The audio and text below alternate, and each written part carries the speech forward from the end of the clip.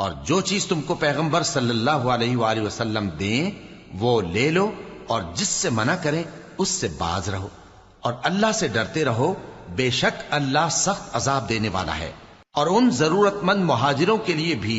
جو اپنے گھروں اور مالوں سے خارج اور جدا کر دیے گئے ہیں، جو اللہ کے فضل اور اس کی خوشنودی کے طلبگار اور اللہ اور اس کے پیغمبر کے مددگار ہیں، یہی لوگ سچے ہیں۔ اور ان لوگوں کے لیے بھی جو مہاجرین سے پہلے اس گھر یعنی مدینے میں مقیم ہیں اور ایمان میں مضبوط ہیں، اور جو لوگ ہجرت کر کے ان کے پاس آتے ہیں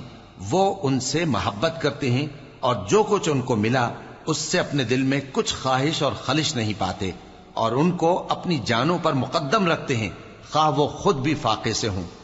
اور جو شخص خود غرضی سے بچا لیا گیا تو ایسے ہی لوگ بامراد ہیں۔ اور ان کے لیے بھی جو ان مہاجرین کے بعد آئے اور دعا کرتے ہیں کہ اے پروردگار